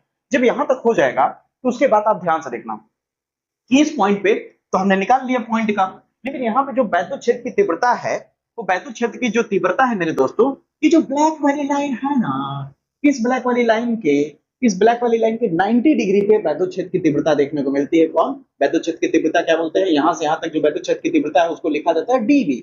क्या लिखा जाता है, dB। ठीक है, वैद्युत क्षेत्र की तीव्रता 90 डिग्री पे दिखती है, किसके, इस ब्लैक वाली लाइन के, यानी यहां से यहां तक का एंगल कितना है, 90 डिग्री है। समझ आई मेरी बात है? अब आप थोड़ा सा ध्यान दीजिएगा, थोड़ा सा नन्ना सा मुन्ना सा आपको ध्यान देना पड़ेगा। यहां तक आपका होने के बाद इधर एक लाइन अपने मन से आगे बढ़ा सकते हैं, खींच सकते हैं। ठीक है, अब यहाँ पे एक हम लंबवत, किसके, इस ब्लैक वाली के लंबवत एक सीधी लाइन खींचेंगे। ठीक है, ब्लैक वाली, ये जो ब्लैक वाली लाइन है इसके लंबवत एक सीधी लाइन खींच देंगे और सीधी लाइन को मैं दिखा दूंगा नीले कलर से, नीले कलर से, ये देखिए। ठीक है, ये हमने डैश डैश कर दिया, क्यों, क्योंकि हमने एक्स्ट्रा खींचा है ना। यहां तक कर लोगे। यहां तक करने के बाद आपकी जानकारी के लिए बता देना चाहूंगा, यहाँ का जो एंगल दिखेगा, इस एंगल को आप बोलोगे थीटा, इस एंगल को क्या बोलोगे, थीटा। और जितना एंगल यहाँ पे होगा वही एंगल यहाँ भी आप बनाओगे थीटा। ठीक है, इतनी बात आपको क्लियर होनी चाहिए। क्यों होगा, क्योंकि आप यहाँ पे जब 90 डिग्री देखोगे, यहाँ पे 90 डिग्री है और यहाँ से यहाँ तक 90 डिग्री, यहाँ से अगर क्या कहते हैं कोई एंगल मान लोगे यहाँ से यहाँ तक, तो जब गैप देखोगे तो दोनों का सेम मिलेगा। ठीक ना, तो उतना ताम झाम में मत रहो, बस इतना याद रखना कि यहाँ पे थीटा रहेगा तो यहाँ भी थीटा लिखना होगा। ठीक है, जब यहाँ तक हो जाएगा, यहाँ तक हो जाएगा तो आपको यहाँ से एक लाइन ऐसे मिला देनी, मिला देने के बाद आप देखो ध्यान से, तो आपको यहाँ पे क्या दिख रहा है, एक त्रिभुज दिख रहा है। क्या दिख रहा है, त्रिभुज, जिसका नाम दे दीजिए पी क्यू आर दे दीजिए। क्या नाम दे दीजिए, पी क्यू आर। अब त्रिभुज दिख जाएगा तो आप यहाँ पे कुछ वैल्यू मिलेगा आपको। आप कहोगे क्या वैल्यू मिलेगा सर, जितना नहीं बता दीजिए तो मैं दिखाता हूँ आपको। यहाँ से आप कॉस थीटा ले लो। क्या ले लो, कॉस थीटा। यहाँ पे देखो नोटिस पॉइंट है ना, ये नोट में लिखा रहा हूँ, आप साइड में जरूर लिखना। ठीक है, जब आप कॉस थीटा लोगे तो कॉस थीटा का फॉर्मूला क्या होता है, आधार बटा कर्ण होता है। अब इनमें आधार कौन होगा, ये आपका पी क्यू होगा। तो कॉस थीटा बराबर क्या हो जाएगा, पी क्यू। ये वाली जो लाइन है ये आधार बनेगा 90 डिग्री, इधर सामने थीटा है ना इसलिए आधार बनेगा। और कर्ण कौन बनेगा बच्चा, ये वाला लाइन बनेगा। कौन बनेगा, कर्ण। कर्ण बनेगा गुरु पी आर। पी आर को इधर भेज देंगे तो क्या हो जाएगा, cos theta. P R multiply में आ जाएगा और बराबर में क्या हो जाएगा, पी क्यू। ठीक है, अब आपको पी क्यू का वैल्यू मिल गया। कैसे, मैं दिखाता हूं ना। पी आर किसका वैल्यू है, पी से आर कौन है, ये है। पी से आर कौन है, ये है डीबी। ठीक है, यहाँ पे इस पूरे घटा के आप क्या लिख सकते हो, डीबी कॉस थीटा लिख सकते हैं। यानी ये कह सकते हो कि यहाँ से यहाँ का वैल्यू आपको जो मिल गया, यहाँ से यहाँ का जो वैल्यू मिल गया आपको दोस्तों, एक याद रखना ये रेड वाले लाइन का वैल्यू है ना। अब यहाँ से यहाँ तक का जो वैल्यू मिल गया, जो मैंने ये लाइन खींचा डैश डैश, इसका वैल्यू मिल गया दोस्तों कॉस थीटा और बगल में डीबी। अब आप जानते हो जो यहाँ पे मिलेगा वही चीज इसके लिए भी होगा यहाँ भी, क्योंकि यहाँ पे भी अगर एक छोटी सी लाइन ले करके आप डीएल ले करके एक लाइन ऐसे खींचोगे तो मतलब हुआ तो वही होगा ना, आर दूरी पे। यहाँ भी तो वही सेम दिखेगा ना, हाँ या ना। ये हो जाएगा डीबी, यहाँ भी वही चीज आएगा, यहाँ भी आ जाएगा डीबी कॉस थीटा। अब ये जस्ट दोनों एक दूसरे का अपोजिट है, अपोजिट होने की वजह से क्या हो जाएगा, जीरो हो जाएगा। अपोजिट होने की वजह से क्या हो जाएगा, ये दोनों कैंसिल हो जाएगा, यानी इनका इस्तेमाल नहीं होगा। अब इसका मतलब क्या करेंगे, जब ये निगलेक्ट हो जाएगा, जीरो हो जाएगा, यानी ए वाली लाइन खत्म हो गई, किस लाइन पे फोकस करेंगे, इस लाइन पे। अगर मैंने इसे आधार कहा है, इसे कड़ कहा, तो लंब है, तो लंब कहाँ दिखेगा, साइन थीटा में। आप साइन थीटा का उपयोग करिए। साइन थीटा बराबर क्या होता है, लंब, लंब यानी क्यू आर बटा कड़ यानी पी आर। ठीक है, पी आर इधर भेज दीजिए तो क्यू आर बराबर हो जाएगा साइन थीटा, होगा कि नहीं, क्यू आर बराबर, और ये इधर आ जाएगा तो मल्टीप्लाई में आ जाएगा पी आर। अब पी आर का वैल्यू आपको पता ही है, थोड़ा सा पूरा बेसिक समझा रहा हूँ, इसे बहुत लोग रटा देते हैं दोस्तों, मैं गारंटी के साथ कह रहा हूँ बहुत लोग क्लियर ही नहीं कर पाते, लेकिन आप अच्छे से एकदम ध्यान से देखो, क्लियर हो जाएगा। ठीक है, यहाँ पे कितना आ गया दोस्तों आपका, डीबी साइन थीटा, यानी ये वाला वैल्यू जो हो गया है, क्या हो गया, डीबी साइन थीटा। ठीक है, यहां भी क्या हो जाएगा, डीबी डीबी साइन थीटा। इसका मतलब ए डीबी साइन थीटा है तो ये भी वही होगा। तो यहां से क्यों ना हम टोटल कर दे इसका, इसको और इसको क्या कर दे, टोटल कर देना। टोटल का मतलब आप जानते होंगे इंटीग्रेशन कर देना। टोटल का मतलब क्या होता है, इंटीग्रेशन होता है। टोटल का मतलब क्या होता है दोस्तों, इंटीग्रेट कर देना। क्या कर देना, इंटीग्रेट कर देंगे तो हमें क्या मिल जाएगा, वैल्यू मिल जाएगा। ठीक है, अब कैसे मिलेगा वो मैं बताता हूँ, ध्यान से समझिएगा। जब इतना आप डायग्राम क्लियर कर लोगे दोस्तों, जब इतना आपका डायग्राम बन जाएगा, ध्यान से सुनिएगा, जब इतना आपका डायग्राम बन जाएगा तो आपको करना क्या है, उसके बाद आपको करना है बिंदु पी पर परिणामी क्षेत्र लिखना है। देखिए, परिणामी क्षेत्र का अर्थ होता है रिजल्टेंट, रिजल्टेंट का मतलब होता है टोटल। टोटल अब निकालना क्या करेंगे, जो आपका दोनों तरफ आ रहा है डीबी साइन थीटा, अब उसका टोटल कर दी। टोटल का मतलब होता है इंटीग्रेट कर देना। ठीक है, और ये जो परिणामी वैद्युत क्षेत्र है उसको मैं क्या मान रहा हूँ, बी मान रहा हूँ। क्या मान रहा हूँ दोस्तों, बी मान रहा हूँ। ध्यान से समझते जाइएगा। अब इसके बाद आपका क्या हो जाएगा, डीबी का वैल्यू आपको पता है, डीबी का वैल्यू कितना है, mu naught 4 pi IDL R square, और यहाँ पे क्या है, साइन थीटा। अब आप जानते हैं कि इंटीग्रेशन में जितने भी कांस्टेंट वैल्यू है वो सब कॉमन हो जाएंगे, यानी डी डी डी के बगल में कौन है, यल, डी के बगल में कौन है, यल, यानी यल वाला केवल अंदर रह जाएगा, बाकी सब बाहर हो जाएंगे। इसके बाद आप क्या करेंगे, बस 2 लाइन और रह गया है, डेरिवेशन कंप्लीट। तो म्यू नोट कॉमन हो जाएगा, 4 पाई कॉमन हो जाएगा, आई कॉमन हो जाएगा, आर स्क्वायर कॉमन हो जाएगा, और साइन थीटा कॉमन हो जाएगा। तो अंदर में केवल डीएल बचा। अंदर में क्या बचा, डीएल। आप याद करो, लूप वाला जब सिखाया था तो डीएल बाहर निकल के यल आया था। यल का मतलब क्या होता है, पूरी लंबाई। अब पूरी लंबाई को क्या बोलते हैं, परिधि कहते हैं। परिधि क्या होता है, 2 पाई आर होता है, मालूम है ना। और यहाँ त्रिज्या कैपिटल आर है तो यहाँ कैपिटल आर लिख दोगे। ठीक है, I R square sine theta. अब इस पूरे की जगह पे आप इंटू क्या लिख सकते हो, 2 पाई आर लिख सकते हो। बताइए, यहां तक क्लियर हुआ। अब एक लाइन और छोटा सा करना होगा, साइन थीटा को हटा के साइन थीटा का जैसे ही वैल्यू रखोगे वैसे ही आपका डेरिवेशन समाप्त हो जाएगा दोस्तों। अब बताइए, क्या कठिन लगा, नहीं लगा रे बाबा, बहुत इजी है। ठीक है, 4 पाई काटना भी चाहो तो काट सकते हो। यहां से कैसे दिखा रहा हूं, देखो, पाई से पाई निपट जाएगा, 2 एकम 2, 2 दूनी 4, यानी mu naught by 2 R square, और ऊपर में क्या है, आई है। कितना बचा, और कैपिटल आर है। उसके बाद क्या बचा है, साइन थीटा। ठीक है, जब यहां तक आ जाएगा तो आपको साइन थीटा का मान निकालना है। जैसा कि मैंने बताया कि थीटा ये भी है और थीटा ये भी है, तो क्यों नहीं यहाँ वाले ट्रायंगल को यूज कर दिया जाए, और यहाँ वाले ट्रायंगल का इस्तेमाल करके हम लोग क्या कहते हैं, साइन थीटा को रिप्लेस करके साइन थीटा का वैल्यू रख सकते हैं।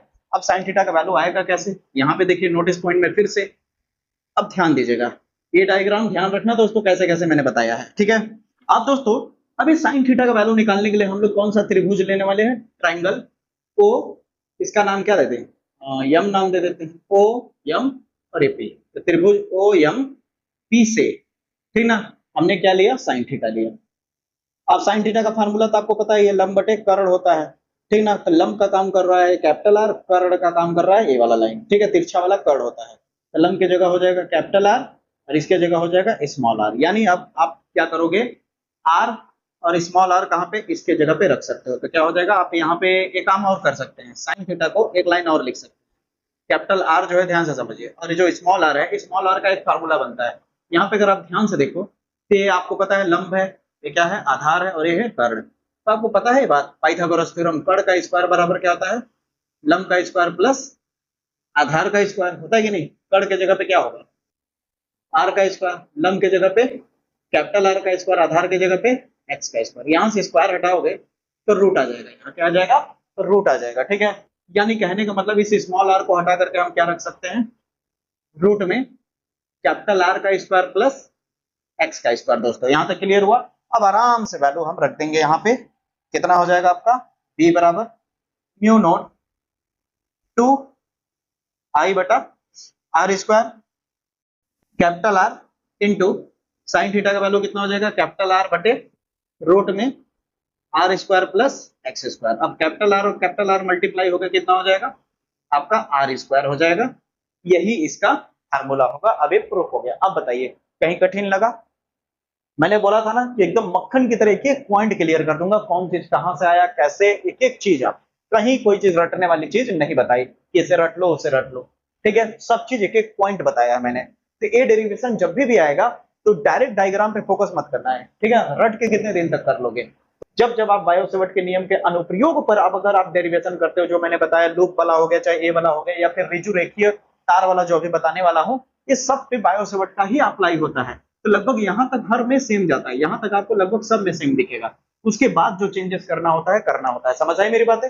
इसे एक बार अच्छे से जरूर करने की कोशिश करना दोस्तों। फिर अगर ये सारे डेरिवेशंस अच्छे से क्लियर हो जाएंगे तो इसके बाद मेरा जो वन शॉट वीडियो आने वाला है इस चैप्टर पे न्यूमेरिकल्स का, वो एकदम मक्खन की तरह क्लियर होगा। हर एक न्यूमेरिकल आपको फील होगा, समझ आएगा, एक कॉन्सेप्ट अच्छे से क्लियर कर पाओगे, रटा हुआ टाइप का नहीं लगेगा। इसलिए दोस्तों अगर आप फिजिक्स में बेहतर परफॉर्म करना चाहते हो तो सीखने की ज्यादा कोशिश करना दोस्तों। जो रटा रहे हैं उनको रटाने दीजिए, ठीक है। परिभाषा रटा रहे हैं, रटाने दीजिए। बहुत लोग क्या करते हैं, वन शॉट वीडियो में आपको क्या करेंगे, ऊपर में तो लिख देंगे कि वन शॉट वीडियो है, लेकिन अंदर जाके देखोगे तो कोई कॉन्सेप्ट नहीं है, कोई चीज नहीं, बस यहाँ प्रश्न लिखा हुआ उसका उत्तर दे रहे हैं, प्रश्न लिखा है उसका जवाब दे रहे हैं। ये वन शॉट वीडियो नहीं होता है दोस्तों। वन शॉट वीडियो में क्या होता है, हर एक पॉइंट क्लियर किया जाता है, तो ऑटोमेटिक बच्चे को हर प्रश्न का जवाब अपने आप पता चल जाता है, ठीक है। अब बायो सेवर्ट नियम का ही अगर मैं बात करूं तो बायो सेवर्ट नियम अब आप रटोगे, कभी नहीं रटोगे। सीरीज बायो सेवर्ट नियम ने क्या किया था, एक सूत्र की स्थापना की थी। उन्होंने बता दिया कि अगर किसी तार में धारा प्रवाहित होती है तो उसमें बहने वाली जो धारा होती है उसके लंबाई के अनुक्रमानुपाती होती है, फिर उसके दूरी के वर्ग के व्युत्क्रमानुपाती होते हैं। उसमें बहने वाली धारा के जो वैद्युत क्षेत्र की जो उसमें चुंबक क्षेत्र की तीव्रता है, बहने वाली धारा के क्या होती है, अनुक्रमानुपाती होती है। याद आ रहा है? उसके कोण के अनुक्रमानुपाती होते हैं। अब उसको मिला दोगे तो फार्मूला बन जाएगा। अब बताओ रटा हुआ टाइप का लग रहा है? वीडियो देखते देखते ही सब कुछ समझ आ रहा है कि नहीं? ऐसा लग रहा है कि इस पे अगर थोड़ा सा और मेहनत कर दोगे, इसे अगर अच्छे से दिमाग लगा करके एक बार अच्छे से समझ लेते हो जो मैं बता रहा हूं, तो हमेशा के लिए काम देगा। 12th के बाद भी आपको पढ़ना है, आपको जेई की तैयारी करनी है, बहुत लोगों को नीट की तैयारी करनी है, बहुत लोगों को सीयूटी की तैयारी करनी है, आप अलग अलग फील्ड में जाओगे तो आपको इन सारी चीजों की जरूरत पड़ेगी दोस्तों। इसलिए इसे केवल और केवल रटने की कोशिश न करें, ठीक है दोस्तों। अब आगे बढ़ते हैं। यहां तक तो आपको करा दिया दोस्तों। एक चीज इसमें और चाहो तो कर सकते हो। क्या कर रहे हैं दोस्तों, ध्यान से समझो। अगर आप चाहो तो आप इसे एक और काम कर सकते हो। आपको याद होगा दोस्तों, अभी जस्ट मैंने पीछे क्या बताया, आर स्क्वायर का एक वैल्यू बताया था। आर स्क्वायर का वैल्यू क्या बताया था, R square plus X square. आप चाहो तो वीडियो पीछे करके देख सकते हो। यहाँ एक और काम कर सकते हो, आर स्क्वायर को हटा के वैल्यू रख सकते हो। कितना है, R square plus X square. अब यहाँ कितना है दोस्तों, रूट में R square plus X square. अब यहाँ इतना तो आप 12th में दोस्तों, ये तो 100% गारंटी का आपको पता होगा ये बात, कि ये जो आपका दिख रहा है, ये जो आपका रूट दिख रहा है, रूट हटाओगे तो क्या हो जाएगा, पावर में, मालूम है ना, पावर में 1/2 आ जाएगा। अब 1/2 और 1 जोड़ोगे, 1/2 और 1 जोड़ोगे तो म्यू नॉट आई बटा क्या हो जाएगा, 2, और हो जाएगा R square plus X square total के पावर 3/2।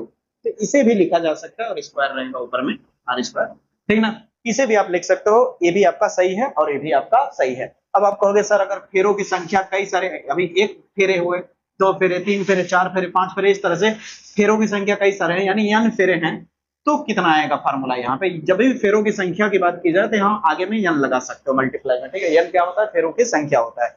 ये आपका एग्जैक्टली फार्मूला कंप्लीट हो गया। चलिए अगले डेरिवेशन पे चलते हैं। अब जिस डेरिवेशन की कब से बात कर रहा था दोस्तों, आ गया उसी की बारी। अब ये डेरिवेशन के बारे में अब मैं क्या कहूं, आपको खुद ही पता होगा कि रिजु रेखीय धारावाही चालक के कारण जो चुंबकीय क्षेत्र का व्यंजक है वो कितनी बार बोर्ड एग्जाम में पूछा जा चुका है। सैंपल पेपर आप उठा करके देख सकते हो दोस्तों, ठीक है। जितने भी प्रीवियस ईयर के पेपर है, आपको मैक्सिमम इनमें जितने भी अनुप्रयोग है बायो सेवर्ट पे, उनमें सबसे ज्यादा अगर पूछा गया है तो या तो ये पूछा गया है या फिर अभी अक्ष वाला जो बताया वो पूछा गया है। इन दोनों को आपको हर हालत में तैयार रखना है दोस्तों, ठीक है। जब रही बात इसको करना कैसे है, एक एक पॉइंट समझाऊंगा और एकदम सटीक तरीके से समझाऊंगा, ध्यान से देखते जाना, ठीक है दोस्तों। सबसे पहले कह रहा है कि हम परिमित लंबाई यूज करेंगे। परिमित का मतलब होता है तार जो है, ये तार ऐसा नहीं है कि इनफाइनाइट अनंत तक गया है, ये तार की लंबाई मुझे पता होगी, यानी बहुत लंबा नहीं लिया है मैंने, ठीक है। और परिमित लंबाई की रिजु रेखीय का मतलब एक सीधी तार है, सीधी तार है। उसमें चालक तार में, इस चालक तार के कारण जो उत्पन्न चुंबकीय क्षेत्र होगा उसका व्यंजक प्राप्त करना है। यानी जब इसमें हम धारा बहवाएंगे इस तरह से, जब इसमें करंट फ्लो करेंगे तो जाहिर सी बात है ये तार के चारों तरफ क्या होगा, एक चुंबकीय क्षेत्र उत्पन्न हो जाएगा, ठीक है। तो कह रहा है किसी पर्टिकुलर पॉइंट पे किसी इस तार से कुछ दूरी पे जाके हम चेक करना चाहते हैं कि यहाँ पे जो चुंबक क्षेत्र होगा वो कितना होगा। अब आप कहोगे सर ये वाला तो बायो सेवर्ट ने अपने नियम में निकाल ही दिया है, तो बिल्कुल आप सही कह रहे हो, लेकिन किसी छोटे से पॉइंट का निकाला गया था। लेकिन इस पूरे तार की वजह से, इस पूरे तार की वजह से इस पॉइंट पे कितना चुंबक क्षेत्र आएगा ये बताना है हमें, ठीक है। तो सबसे पहला काम क्या करेंगे, हम यहाँ इस तार का, ध्यान से समझिए, इस तार का एकदम सेंटर वाला पॉइंट ले लेंगे और उसे कहेंगे O, ठीक है। और यहां से कुछ दूरी पे, मान लीजिए यहां से कितनी दूरी पे, यहां से दोस्तों कुछ दूरी पे P पॉइंट पे, कितना P पॉइंट पे हम चुंबक क्षेत्र पता लगाना चाहते हैं। और आप कहेंगे कि सर यहां से यहां की दूरी कितनी है, इसे मैं कह रहा हूं A, क्या नाम दे रहा हूं, A नाम दे रहा हूं, आप X भी नाम दे सकते हो, ठीक है। अब आप ध्यान से देखो, अभी तक आपने इतना डेरिवेशन देखा, क्या एक ही बार में पूरी तार को ले लिया गया है, नहीं ना। इतनी बड़ी सी लंबाई में से छोटी सी लंबाई पहले उठाएंगे हम लोग। तो जब हम छोटी सी लंबाई यूज करेंगे तो यहाँ पे क्या यूज करेंगे दोस्तों, हम छोटा सा हिस्सा लेंगे, यहां से यहां तक, मान लीजिए दिख रहा है नीले कलर में आपको, और यहां से यहाँ के हिस्से को कुछ नाम दे देंगे, जैसे इसको नाम दे देते हैं C और इसको नाम दे देते हैं D, ठीक है दोस्तों। अब यहां से, यानी अब इस तार की लंबाई को क्या बोल देंगे, DL, क्यों, क्योंकि पूरी तार की लंबाई अगर L है, पूरी तार की लंबाई अगर L है, तो छोटे से तार की लंबाई को हम DL कहेंगे, सूक्ष्म लंबाई को। अब यहां से यहां पे हम एक लाइन खींच देते हैं कि कितनी दूरी पे है। मेन असली खेल तो ये वाली लाइन है ना, नीली वाली लाइन, ये तो तार से दूरी बता रहा है, लेकिन हम इसको देखेंगे ना, इसको क्या नाम देंगे, R देंगे, यही मेन चीज है, ठीक है। अब इसके बाद क्या होगा कि यहाँ पे जो बन रहा है कोण, उसे हम नाम दे देंगे फाई, क्या नाम दे देंगे, फाई एंगल नाम दे देंगे, ठीक है।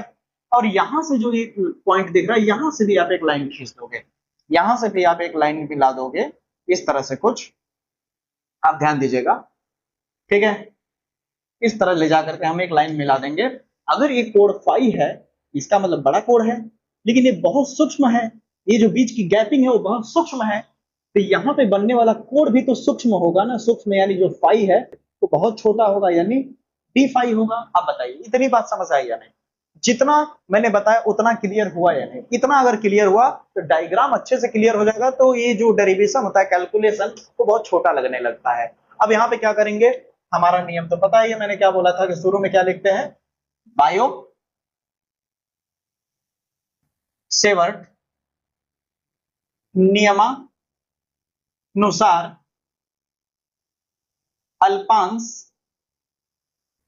अल्पांश लंबाई क्या यूज किया गया है, DL के कारण बिंदु P पर चुंबकीय क्षेत्र कितना होगा आपको पता है, dB बराबर क्या हो जाएगा, म्यू नोट 4 पाई IDL sign theta upon R square. ये कई बार यूज हो चुका है, आप खुद ही देख रहे हो। जब यहां तक आपका हो जाएगा तो आप कहोगे सर यहां तक तो चलिए आपने समझा दिया, पूरा एक खेला समझ में आ गया, लेकिन अब क्या करें। अब यहीं से असली कहानी स्टार्ट होती है। इस वाले लाइन को ध्यान से देखो और इस वाले लाइन को ध्यान से देखो। ऐसा नहीं लग रहा है कि ये जो ऊपर वाली लाइन है, इस वाले लाइन से लंबाई में थोड़ा सा ये वाला बड़ा है, हाँ या ना। अब कहोगे कि कितना बड़ा है, बराबर कब होगा, तो कहोगे बड़ा सिंपल है, यहां से एक 90 डिग्री पे अगर एक लाइन खींच दी जाए, यहाँ पे 90 डिग्री पे, ये जो एक्स्ट्रा है, यही एक्स्ट्रा इस वाले से बड़ा है, 90 डिग्री खींच देंगे तो ये और ये आपस में क्या हो जाएंगे, बराबर हो जाएगा, ठीक है। अब ये हो गया C और D, और इस पॉइंट का नाम दे देंगे E। यहां तक समझ आया? अगर यहां तक समझ आया तो यहाँ पे बनने वाला जो कोण है, ध्यान से समझ, यहाँ पे बनने वाला जो कोण है, इस कोण को हम कहेंगे थीटा। क्या कहेंगे दोस्तों, थीटा। अब यहां तक जब आपका हो जाएगा, यहां तक जब हो जाएगा, तो ये जो एक्स्ट्रा है ना हमारे पास DE, इसका वैल्यू हमें निकालना है, DE का वैल्यू निकालना है। तो DE क्या है, आप जानते होंगे कि जहां पे 90 डिग्री बनता है, उसी के सीध में जो कोण होता है, इस वाले लाइन को हम आधार कहते हैं। क्या कहते हैं, आधार।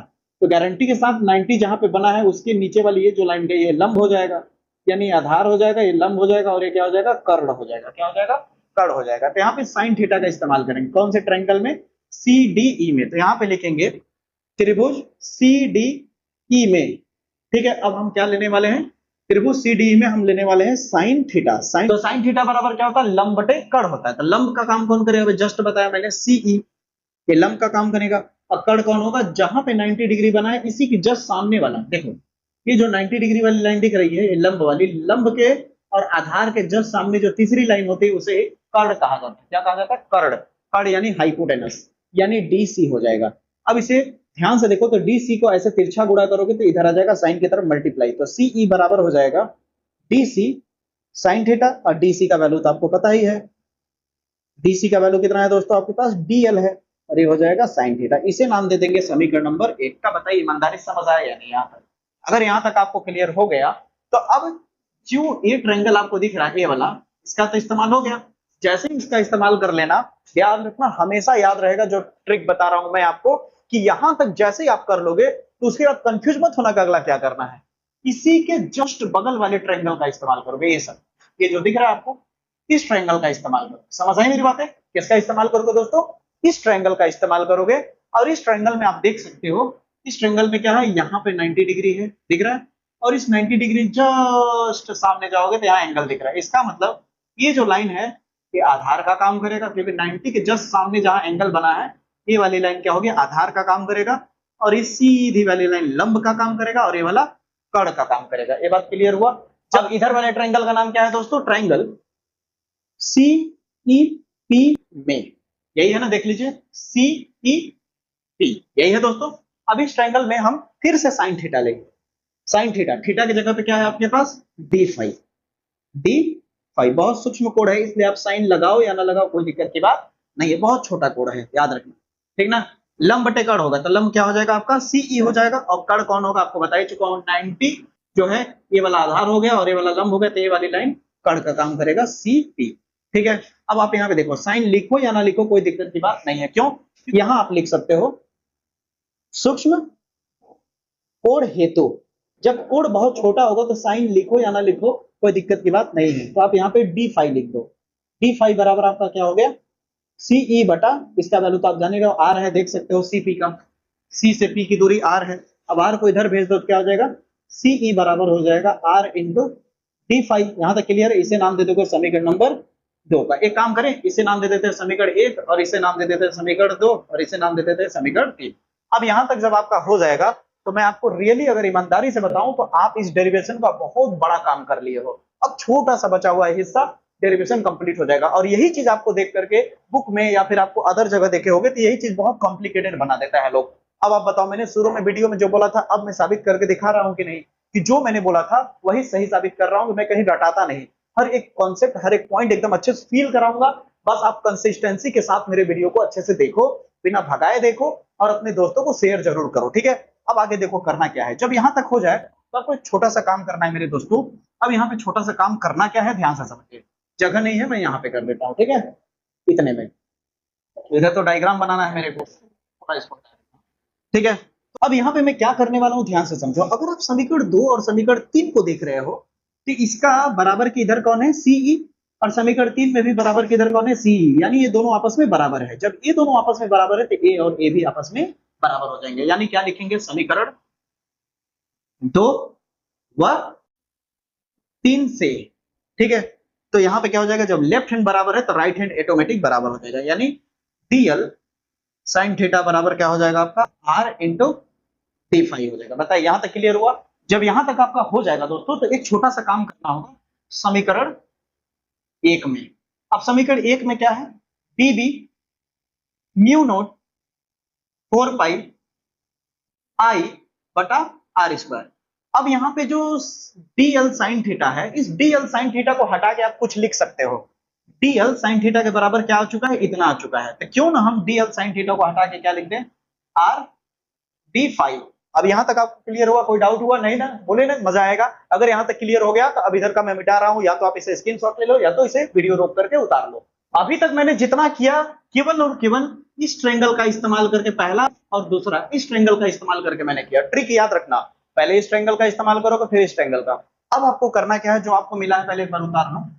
डीबी बराबर क्या मिला? म्यू नोट 4 पाई आई बटा R square into R D five, यही बचा हुआ है। अगर आप ध्यान से देखो तो आर यहां ऊपर में एक बार है और नीचे में 2 बार है, काटोगे तो नीचे में एक बार बच जाएगा। यानी डीबी बराबर म्यू नोट 4 पाई आई बटे आर बच जाएगा, क्योंकि 2 बार था, कट गया तो 1 बार बचा, और यहाँ पे क्या हो गया, d5 हो गया। बताइए यहाँ तक क्लियर हुआ।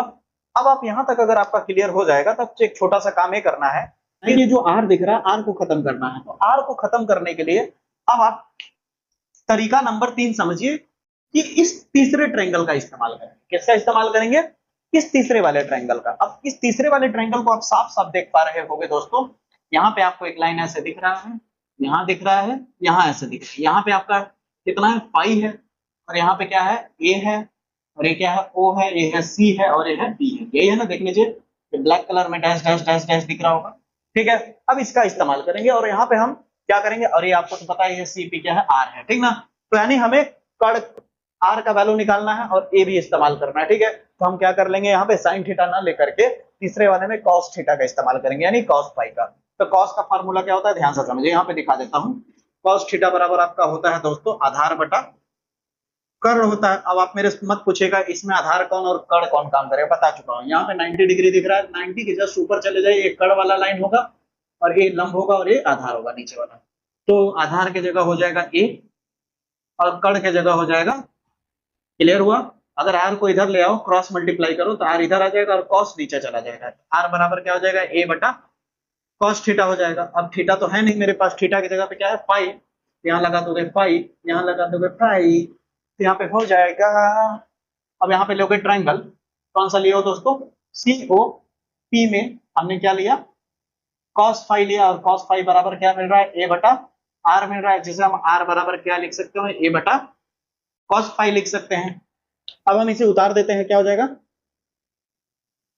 डी बी बराबर mu naught 4 pi I, R की जगह कितना आ जाएगा, ए बटा cos phi into D phi. अब देखो कितना आसान लगने लगा। ये चीज आप आराम से अपने दोस्त यार को भी अच्छे से समझा सकते हो, और उन्हें जरूर बोलना दोस्तों, एक बात प्लीज बोलना यार, प्लीज बोलना यार। ये देखो बटे के नीचे तो कॉस ऊपर चला जाएगा, कॉस फाई इंटू फाई। अब कहोगे क्या बोलना है सर जी, तो आपको बोलना है कि इस चैनल को वो भी देखें, इस चैनल को देखें, और यहाँ से तैयारी करें। हर एक चीज की तैयारी अच्छे से होगी, क्या वो फिजिक्स हो, केमिस्ट्री हो, बायोलॉजी, मैथ, चाहे हिंदी और इंग्लिश, हर एक सब्जेक्ट की बेहतर तैयारी कराऊंगा। ठीक है ना, ध्यान रखना।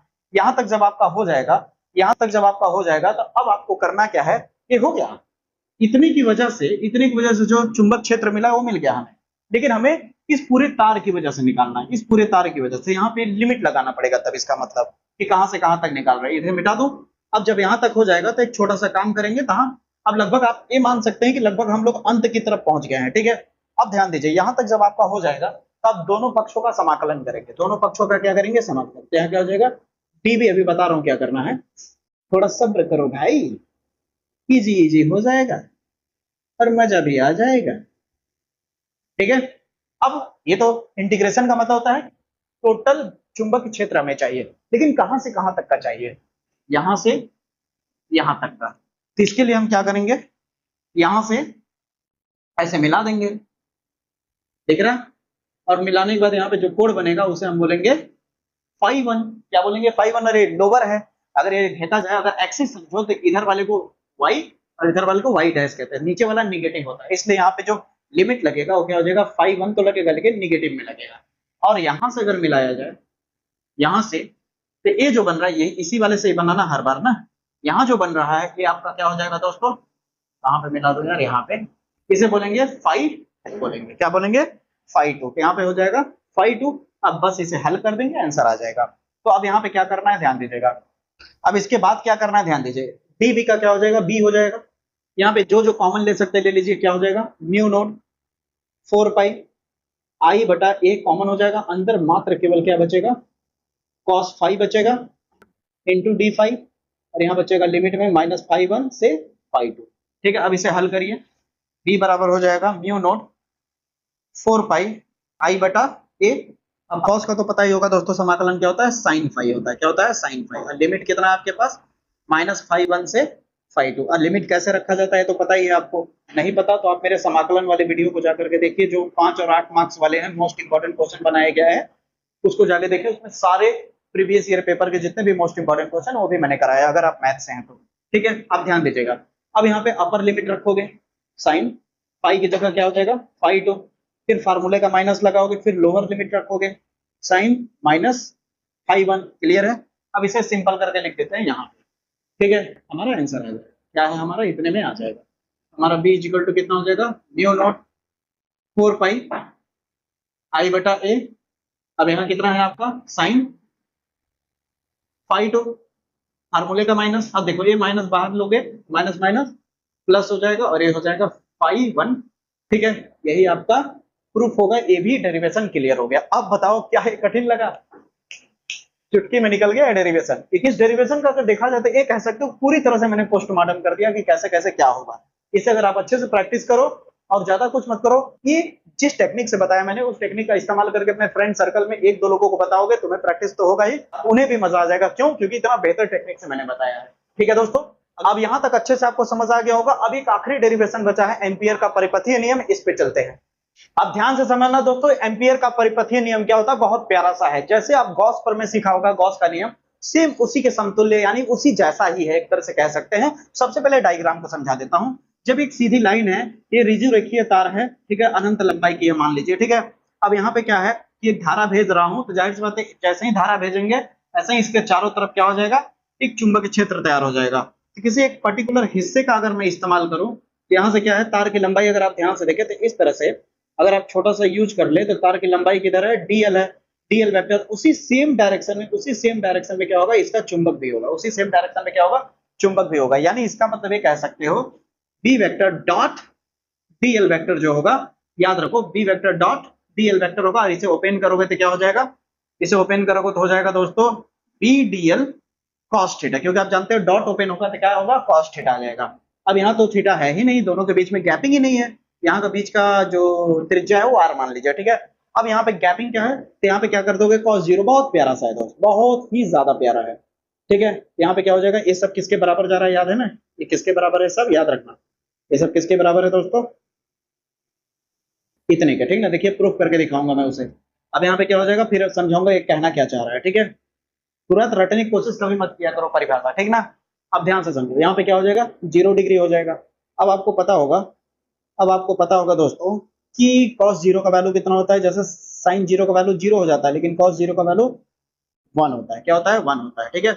अब यहाँ तक हो जाने के बाद दोनों पक्षों का क्या करना, दोनों पक्षों का समाकलन कर लेना, ठीक है। तो दोनों पक्षों का समाकलन करोगे, रेखीय समाकलन करना है ना, इसलिए यहाँ से हल्का सा गोला बना दोगे, ठीक है। दोनों पक्षों का समाकलन कर लोगे, इतना हो पाएगा, कोई दिक्कत तो है नहीं। जब इतना हो जाएगा, जब इतना हो जाएगा तो आप एक काम करना, इतना हो जाने के बाद बी कॉमन ले लेना। जैसे ही बी कॉमन लोगे इतना बचेगा आपके पास। अब ये भी आपको पता है डीएल बाहर निकलेगा तो यल होगा, यल का मतलब पूरी लंबाई यानी परिधि, परिधि 2 पाई आर होता है। यहाँ पे क्या हो जाएगा, B vector dot DL vector बराबर हो जाएगा बी, और यहाँ पे हो जाएगा 2 पाई आर हो जाएगा, ठीक है। जब इतना हो जाएगा तो एक छोटा सा काम कर देंगे तो सवाल खत्म हो जाएगा। आपको पता होगा, आपको पता होगा दोस्तों, यहाँ पे कर देता हूं कि इस पॉइंट से, इस ओ पॉइंट से इस पी दूरी पे इसी रिजु रेखीय धारावाही चालक तार के वजह से जो यहाँ पी पॉइंट पे जो चुंबक क्षेत्र उत्पन्न होगा बी, वो होता है म्यू नोट 2 पाई आई बटा आर होता है, ये ध्यान में रखना, ठीक है। तो यहाँ पे बी हटा करके क्या कर दोगे, यहाँ पे लिख देता हूं, बी हटा करके आप कर दोगे, देखो लगभग खत्म हो गया। अब बताओ कहीं कठिन लगा ये चैप्टर। अब यहाँ पे क्या हो जाएगा आपका, यहाँ पे जो आया है क्या है, बी 2 पाई आया है ना, बी इंटू 2 पाई आर आया है। तो बी को हम हटा के क्या लिख सकते हैं, बी के जगह पे दोस्तों म्यू नोट 2 पाई आई बटा आर लिख सकते हैं, और बगल में क्या है, 2 पाई आर है, ठीक है। एक बार दिखा देता हूं मैं, बी को हटा करके बी का वैल्यू रख दिया, बी का वैल्यू रखने के बाद क्या है, उसे उतार दिया। अब इतना जैसे ही हो जाएगा एक छोटा सा काम कर दोगे, म्यू नोट, अब देखो 2 से 2 गया, पाई से पाई गया, आर से आर गया, केवल म्यू नोट बचा और आई बचा। अब बताओ ये प्रूफ हुआ कि नहीं। अब यहाँ पे देखो क्या कह रहा है कि यह नियम गॉस के नियम के समतुल्य। अब क्यों है, क्यों का जवाब दूंगा। अब ध्यान से देखो, इसके अनुसार चुंबक क्षेत्र बी, ये जो चुंबक क्षेत्र बी है, बी का जो किसी बंद पृष्ठ या किसी बंद वक्र के लिए जो रेखीय समाकलन होगा, किसका, इन दोनों का, लंबाई का और सूक्ष्म लंबाई जो है, लंबाई और इसका जो रेखीय समाकलन होगा, उस वक्र द्वारा घिरे गए क्षेत्रफल से होकर प्रवाहित होने वाली जो नेट धारा है म्यू नोट गुना होगा। प्रवाहित होने वाली जो धारा है म्यू नॉट गुना होगा, यही चीज यहाँ पे मैंने प्रूव किया है। ठीक है, और यहाँ पे देखा जाए गॉस प्रमेय में जाओगे तो लगभग वहां भी बंद पृष्ठ रहता है, और वहां पे जो वैद्युत फ्लक्स होता है, वहां दोस्तों जो वैद्युत फ्लक्स है आवेश की वजह से, वहां इसके अपसाइलेंट नोड गुना होता है वहां पे, याद है आपको। इसी तरह यहाँ भी हुआ है। इसमें ज्यादा तामझाम नहीं करना है दोस्तों, कि यहाँ पे बस आप थोड़ा सा इस स्टेटमेंट को लिखोगे कि यह नियम गॉस नियम के समतुल्य होता है, फिर उसके बाद आप बता दोगे इसमें जो चुंबकीय क्षेत्र है और जो इसमें क्या कहते हैं आपका लंबाई, सूक्ष्म लंबाई है, उसका रेखीय समाकलन जो होता है, रेखीय समाकलन जो होता है उसमें प्रवाहित धारा जो है आई, इसके म्यू नोड गुना होता है। बस इतनी सी बात है, इसे ही कहते हैं एम्पियर का परिपथीय नियम। अब यहां तक आपको अगर समझ आ गया होगा दोस्तों, तो आप इस टॉपिक पे जितने भी मोस्ट इंपोर्टेंट न्यूमेरिकल होंगे आप एकदम आसानी से आप कर पाओगे। आपको चिंता करने की जरूरत नहीं है दोस्तों, इस चैप्टर से रिलेटेड जितने मोस्ट इंपोर्टेंट न्यूमेरिकल हो सकते हैं वो सारा वन शॉट बना करके जल्दी ही अपलोड कर दूंगा मैं। ठीक है दोस्तों, बस आप सभी मिल करके मेरा सपोर्ट करिए, इस चैनल का सपोर्ट करिए दोस्तों, अपने दोस्तों में ज्यादा से ज्यादा इस चैनल को शेयर करिए, इस वीडियो को शेयर करिए, ताकि वो भी इस चैनल के बारे में जान सके। ठीक है, मुलाकात होगी अगले वीडियो में, तब तक के लिए जय हिंद, जय भारत।